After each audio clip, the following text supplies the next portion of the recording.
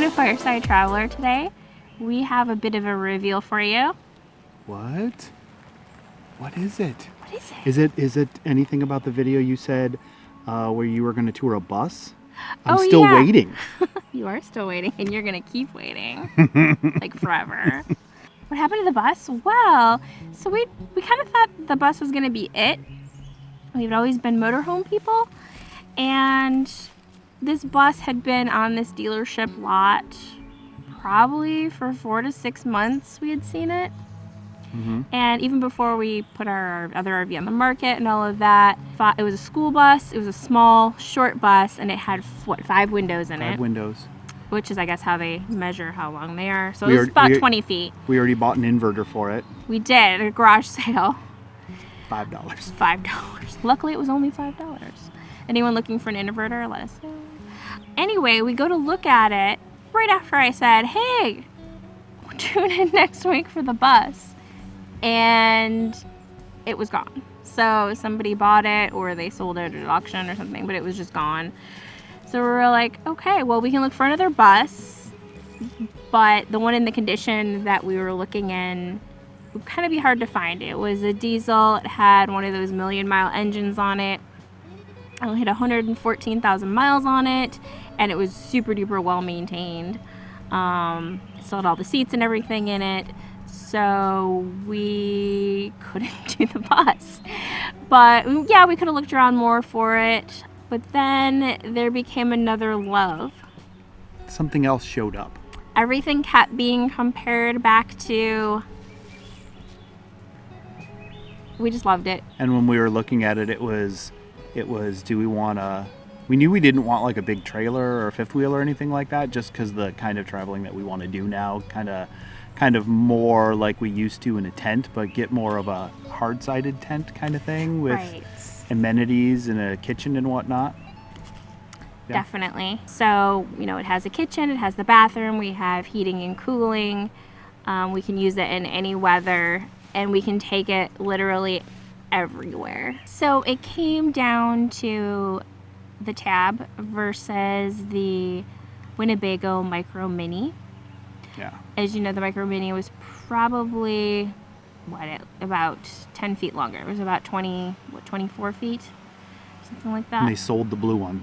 They sold the blue one. We liked the one in the Micro Mini that had the fold-down sofa. So it had 2 sofas, no dinette, the fold-down bed, which gave you the extra room. But quite honestly, it was just too big for us. I know that sounds crazy. David, what's your favorite feature of the Tab? The kitchen.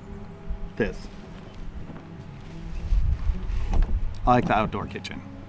Yeah. I like, the cooking outside, being able to cook out here in the rain and everything like that. And it's just, I don't know, I like the camping aspect of it with still having the amenities and everything. And I really like that. Once we first saw that, it was kind of like between the 2 models. Like that's what sold us. It really was the outdoor kitchen. We just kept thinking about that. And quite honestly, since we do have a house, we can park this in our backyard. And put the grill right next to it. We have an outdoor kitchen at our house, too. Yeah. We get to use this every day, which was a huge selling feature for us. And there's a TV. And there's a TV. Outside. Can't really go wrong. What's your favorite feature? What's my favorite feature? I like it's everything that we need and not anything more. I do like that aspect of it. That's a good way to put it. And you like the potty. Well, of course. Who doesn't in the middle of the night? So what steered you away from the Winnebago? Probably the price. And not just the price of the RV itself, but the all-up price, because we would have needed a much bigger vehicle to tow the weight. So I would say kind of, the price and the total price. The total price, as well as just not needing or want to tow that much.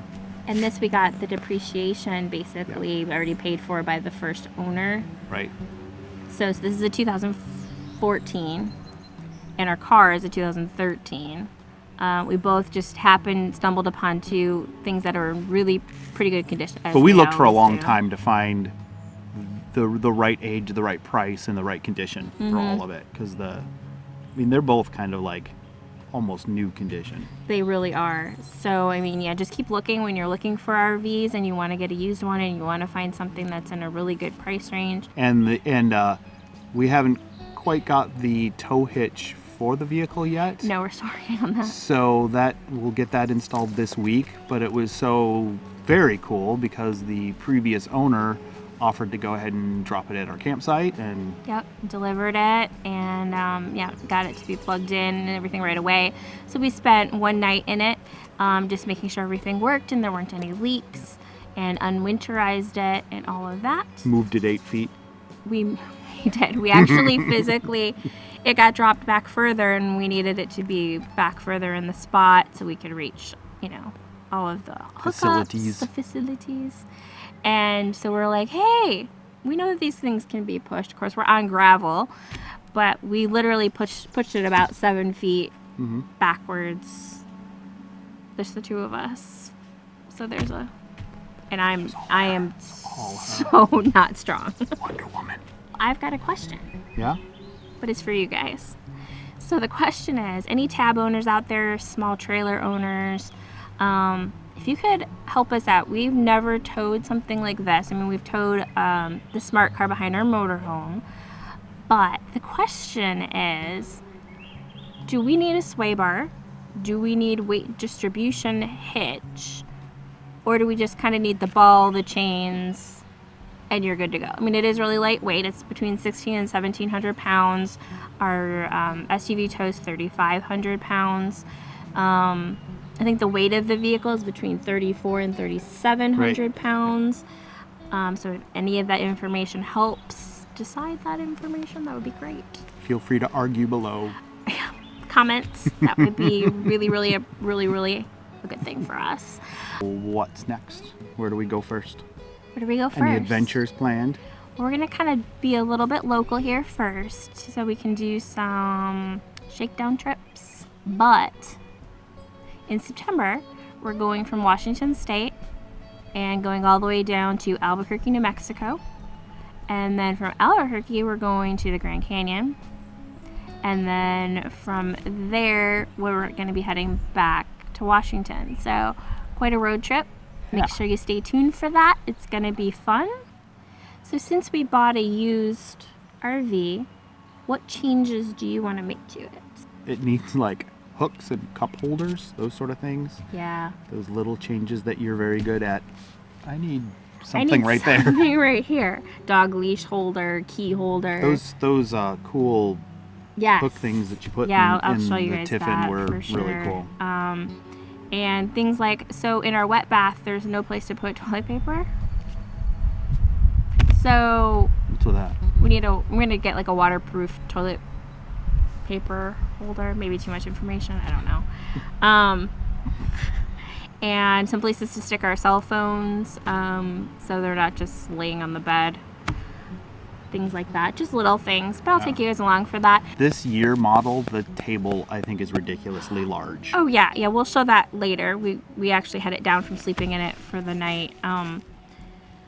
But the table is kind of overwhelming. They have it that big so it spans your... To make the bed. Yeah, it spans like your dinette bench seat area to make the bed.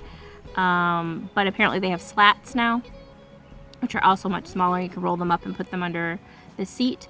So you don't really need this big, huge, monstrous table. So we're either going to make our own or we're going to order kind of the new version from Nucamp directly. Anything else I'm forgetting? Oh, cutting board maybe over the sink. Yeah, cutting board over the sink would be good. Little things like that. Paper towel holders, spice racks. Yeah. Little things that'll make your everyday trip organization. to IKEA. Ooh, IKEA! All right, you guys. Thanks so much for watching. We've gotten a lot of comments from everybody on the last kind of series of videos. And I wanted to thank you all first for helping me reach my first 100 subscribers. And I hope you continue to tune in and kind kind of follow the journey. Hey, any tab owners out there that have any suggestions for us, or anybody that has small RV organizational tips, that would be great too. Thanks for watching, and tune in next week and see what's up. Okay, you guys, talk to you later. Bye.